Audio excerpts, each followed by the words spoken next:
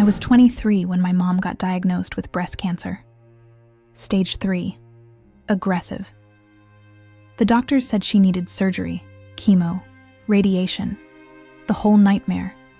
She was 52, still young, still vibrant, and suddenly facing the fight of her life. My name is Rachel, and I'm 35 years old. This is the story of how I learned what love really means, and I learned it way too late. Before we continue, I just want to say thank you for being here. If you're finding value in this story, hit that like button and subscribe so you don't miss more stories like this, and drop a comment letting me know where you're watching from. Now, let's dive right in. I was in my final year of college when she told me.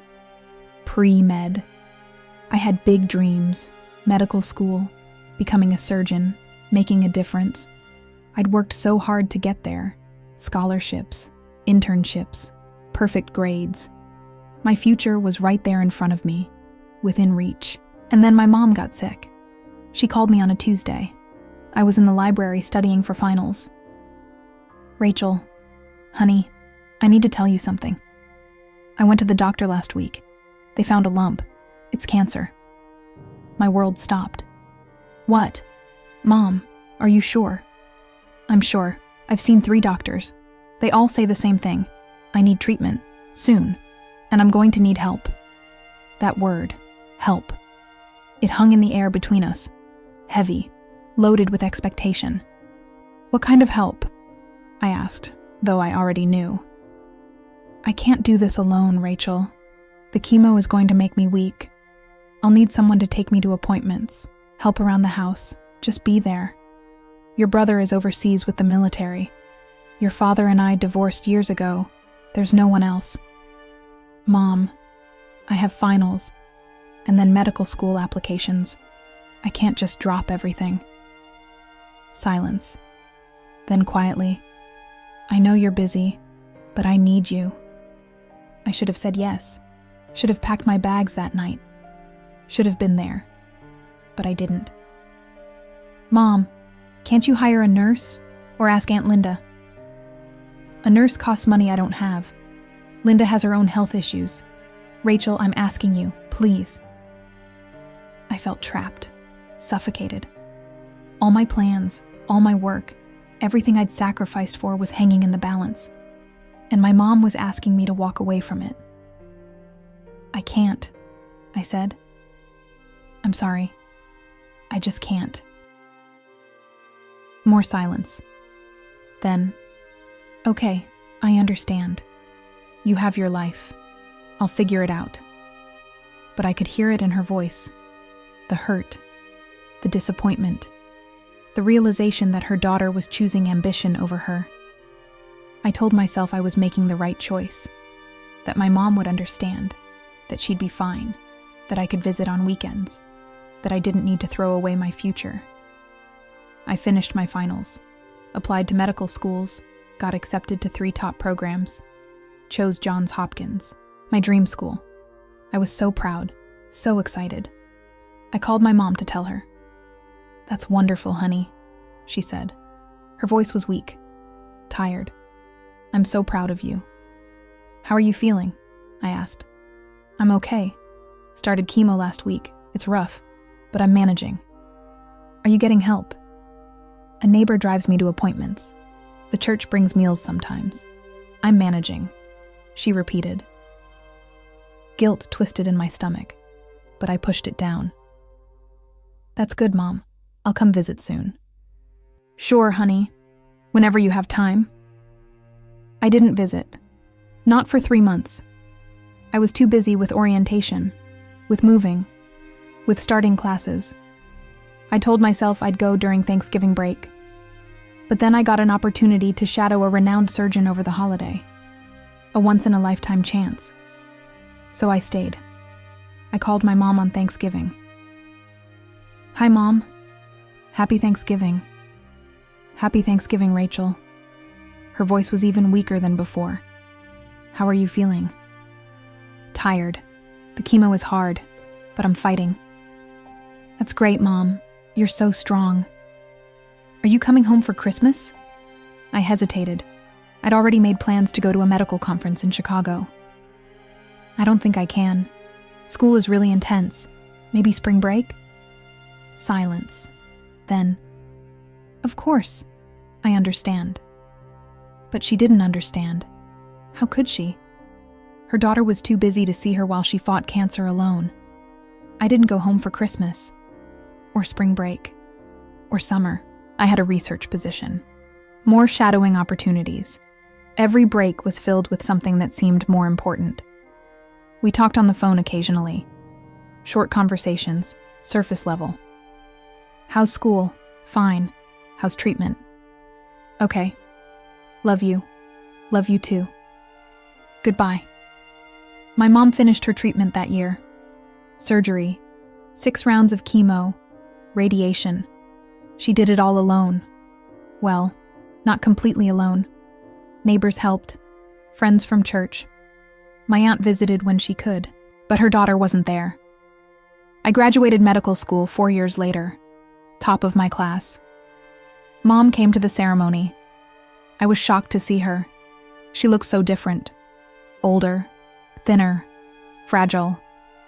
The cancer was gone, but it had taken so much from her. "Congratulations, honey," she said, hugging me. "I'm so proud of you." "Thanks, Mom.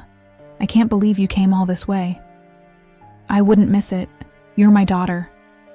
I introduced her to my friends, my professors. Everyone talked about how brilliant I was, how promising my future looked. Mom smiled and nodded, proud. But there was sadness in her eyes too, a distance that hadn't been there before.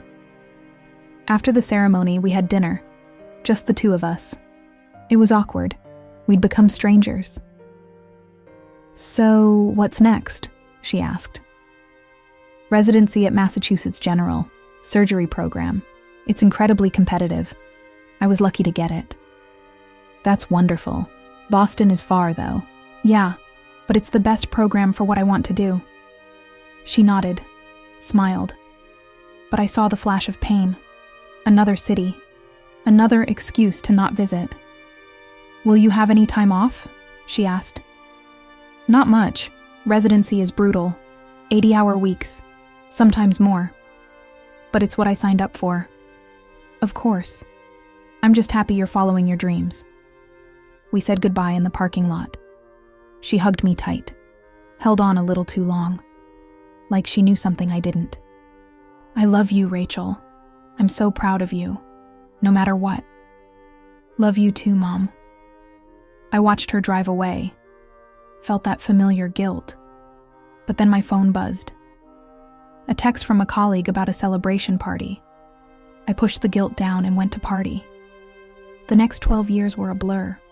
Residency, fellowship, building my career. I became exactly what I'd dreamed. A successful surgeon, respected, published, in demand. My life was everything I'd worked for. I saw my mom maybe once a year, usually Christmas, quick visits, a day or two, then back to my important life. We talked on the phone occasionally, but we drifted so far apart that we barely knew each other anymore. She never complained, never guilt-tripped me, never said, "You abandoned me when I needed you most." But I knew. Deep down, I knew. Then last year, everything changed. I started feeling tired, more than usual, exhausted. I chalked it up to long hours at the hospital, but then I found a lump in my breast, left side, small but definitely there. I'm a doctor. I know what lumps mean. I scheduled a mammogram immediately, then a biopsy. The results came back on a Friday afternoon. The radiologist's face told me everything before he spoke. "I'm sorry, Dr. Matthews. It's cancer, breast cancer, stage 2. The world tilted. I was 35 years old, a surgeon. I dedicated my life to medicine, and now I was a patient. The irony wasn't lost on me. Treatment plan, surgery, chemo, radiation, the same nightmare my mom went through. except I'd be doing it alone. I had colleagues, sure, but no real friends, no partner, no family nearby. I'd been too busy building my career to build a life. I sat in my apartment that night staring at the diagnosis report, and for the first time in years, I thought about my mom. Really thought about her. About what she went through. Alone. While her daughter was too busy to care. I picked up my phone. Stared at her number. We hadn't talked in 3 months. Our last conversation was brief. Forced. How are you? Fine. How are you? Good. Okay, bye. I almost didn't call. Almost hired a nurse instead. But something made me dial. Rachel? She sounded surprised. Is everything okay? Hi, Mom. I need to tell you something. What's wrong? You sound upset. I started crying. Just broke down. I have cancer, Mom. Breast cancer. Silence. Long, heavy silence. Then, when did you find out? Today. Stage 2. I need surgery and chemo and everything. I don't know what to do. Where are you? Home. My apartment in Boston. I'm coming. Mom, you don't have to... I'm coming. I'll be there tomorrow. Text me your address. She hung up, and I sat there crying. Not because I had cancer, but because after everything, after abandoning her when she needed me most, my mom was still my mom. She arrived the next morning, drove 8 hours overnight, walked into my apartment with a suitcase and immediately hugged me. It's going to be okay, she said. I've been through this. I know how scary it is, but you're going to fight and I'm going to be right here. Mom, I'm so sorry, I sobbed. I'm so sorry for everything, for not being there, for choosing school over you, for being a terrible daughter. She pulled back and looked at me. Really looked at me. You're not a terrible daughter. You were young. You had dreams. I understood. No, you didn't. How could you? I abandoned you.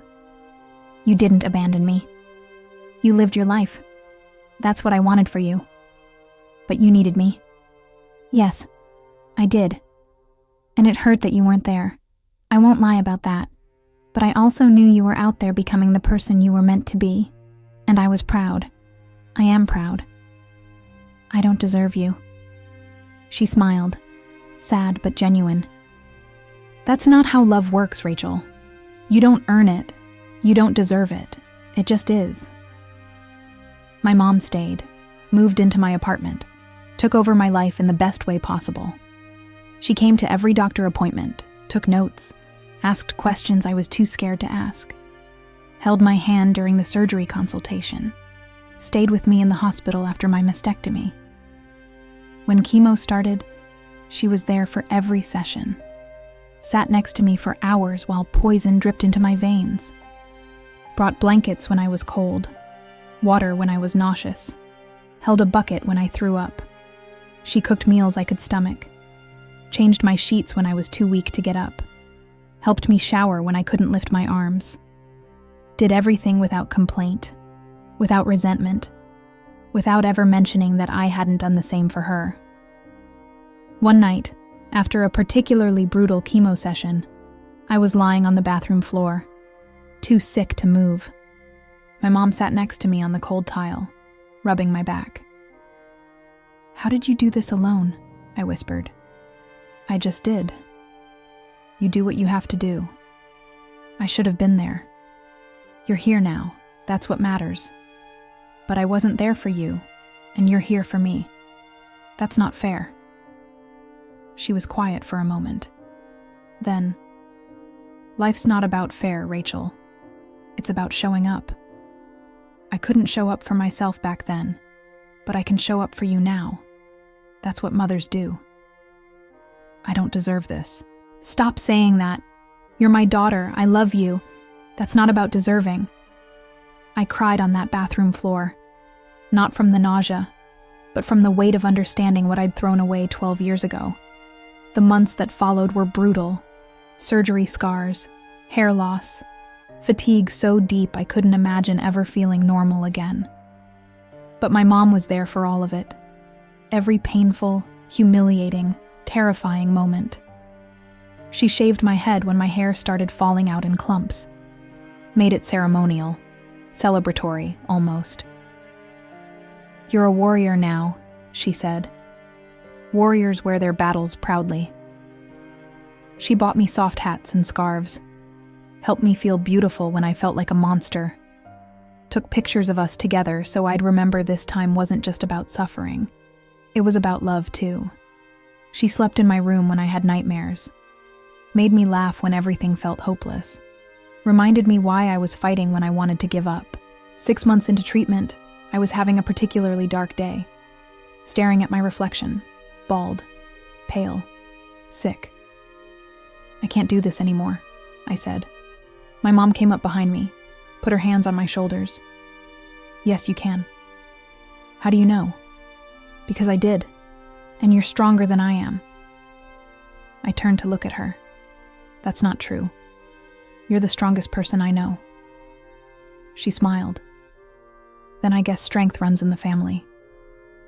We stood there together, two women who'd fought the same disease, but this time, not alone. I finished treatment 9 months after diagnosis. Clear scans, good prognosis. The cancer was gone. I'd survived. My mom stayed for another month, making sure I was stable, strong enough to manage on my own. Then one morning, she started packing. "You're leaving?" I asked. "You're better now. You don't need me hovering." "But I want you here." She smiled. "I know. But you have your life to get back to. Your career. Your patients need you." "I don't care about that anymore."